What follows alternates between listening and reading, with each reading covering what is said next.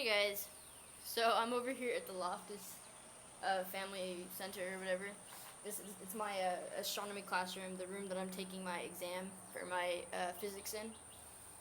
And I specifically remember my teacher saying it was at 1:30 here, and I emailed him saying, "Hey, so I got here an hour early to be, a good student and study, but I forgot my uh, jacket. Ha ha." He emails me back and says, "Kira, the final is at the Loftus Center at 4 o'clock."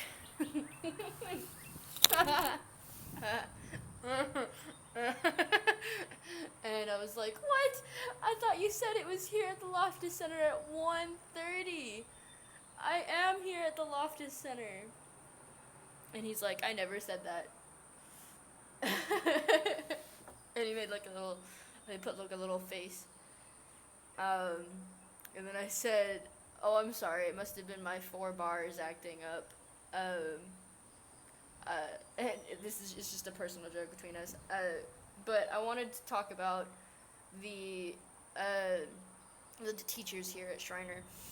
These teachers, there are some. It's like a hit or miss. If when you get a teacher, it's you're either going to absolutely love them, or you're going to absolutely hate them. There are 2 teachers that I've had so far that have just been the best, and that's Dr. Dreeben. He's a psychology professor, and this one, his name is, he's gonna hate me, Mr. Arvidsson. Uh, um, and these 2 people have been my, like, the best teachers that I have ever had in my entire career of schooling. The reason why I say this is because with Dr. Dreeben, I think it was like his first semester as a professor at Shriner when I was there, when I was his student. And he was he was always really awkward, but he had that kind of like awkward, really funny kind of thing going on. So it was always kind of like extremely hilarious to like listen to him and talk to him about stuff. And that he was always actually really my computer, the cord on my computer is like bending. I don't want it to bend like that. But he was always like a really good professor, and he was always really nice to me, even though I never really tried in his class. And I wish I had tried a little bit more. In fact, I may be taking that class again in the future. I think I might want to do that so I can get more out of the class than I did the first time. But, and then there's my professor, Arvidsson, the one that's right now, that's in my class, that's my professor right now. At the beginning, I didn't really think much of it. He was kind of funny and really awkward, but he was just hilarious. I feel like he didn't know what jokes to tell and what jokes not to tell. And and but he's I think he's from Sweden. Yeah, Sweden, I think. Swedish, yeah. And he's actually a very interesting character.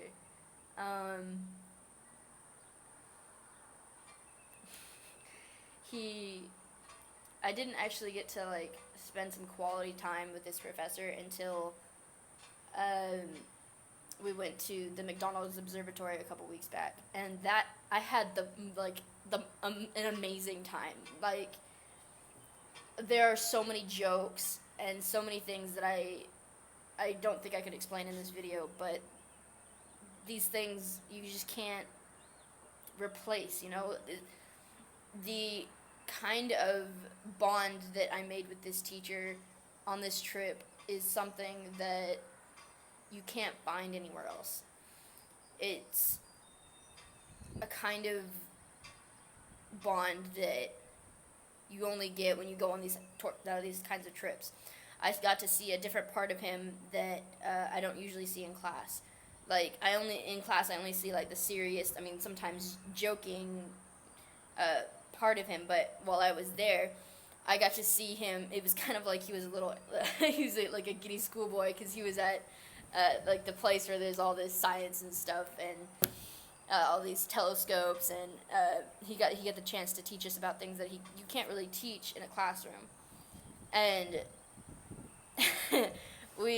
one of the things that we did while we were there was we stole the sheets from inside the hotel that the girls in the class. I slept with the girls I slept in the same room with the girls that were in the class, and there was like only 3 of us that went, including me. And they were all girls, and then Dr. Arvidsson had his own room, and and he was like, it was gonna be cold that night, so because we were gonna be out looking at the telescopes late at night, and so it was gonna be very, very cold, and it was already cold during the day. So we went back to get like some jackets or something. I didn't bring a jacket; I had a dress on. So what I did was I was like, well, I can just take some of the blankets from the room, and he was just like, oh yeah, and if they catch you, you can just put your head over, put the sheets over your head and say, I'm a ghost, you can't see me, and then run out the door. I don't think he understood that I'm a very literal person, so when you tell me to do something like that, I'm probably going to do it. So we got to the hotel.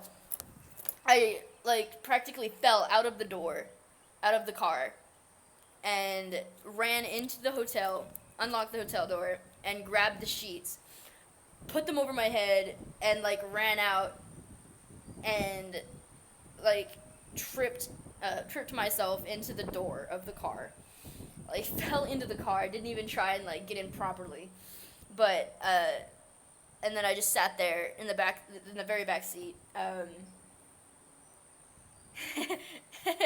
Covered in sheets and pillows, and then everybody else got in the car with their sheets, and they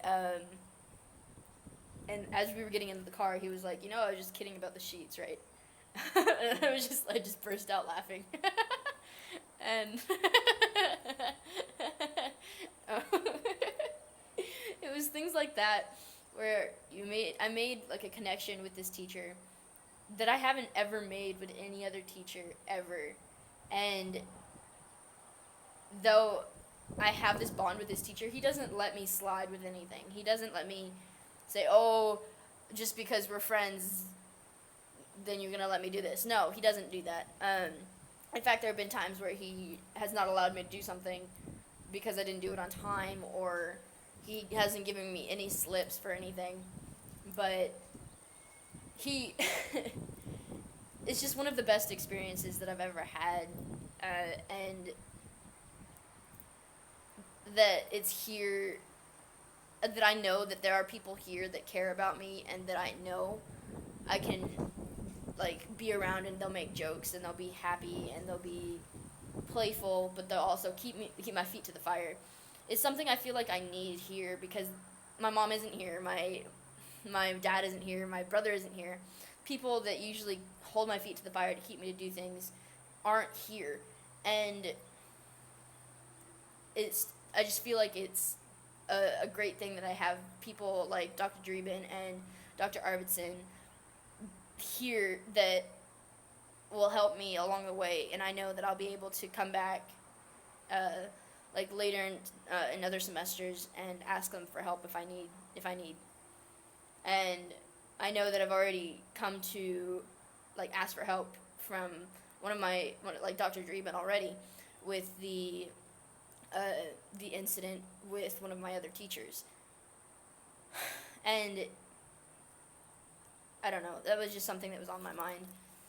And I'm sitting here. I was gonna go back to studying, um, but I just wanted to talk to you guys about this. I will put up another video after I do the test, and I will tell you how I feel like I did. I'm trying to keep my hopes up, but I don't feel like I I don't know how I'm going to do. But I'm trying this cool thing. This is another thing that I wanted to talk to you guys about. When I was studying last night, I had an incense burner kind of thing on in the library. Shh. It wasn't really. It's not. There's nothing to do with fire. It's liquid and bubbles, and that makes little steam come up. But what I did was I put in a certain scent, and while I was studying, I turned it on, and there's like I think it's like aromatherapy, where if you and like things like colors, if you do homework on a certain color of paper, and you do the test on a certain color of paper, then you'll be able to remember things easier. Like the color blue is the most well-known color to do this on, and I've had like one teacher do it, and it worked, and it was kind of cool. But this was back in elementary school when it was pretty easy stuff.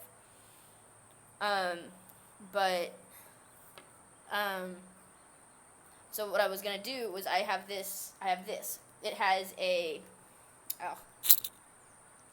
porous rock in it, and it holds a scent. See? So you can see through it. That's kind of cool. You could probably just put it on like a necklace or something. But yeah, see. Hello.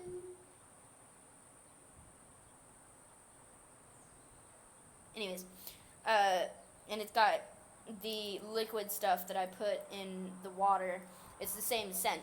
So I was hoping that if I studied with that scent going, that I would be able to like remember some of the things that I studied during the time that I had this on.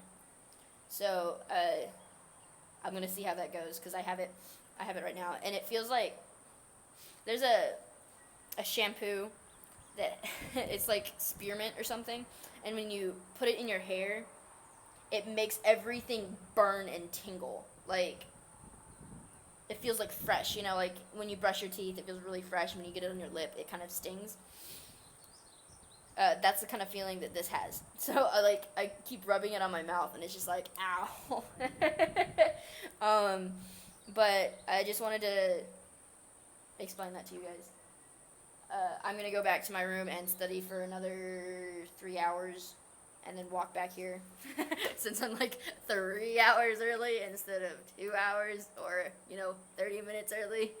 I'm gonna go back and study. But that's about it, guys. I will talk to you guys soon. See you later. Bye.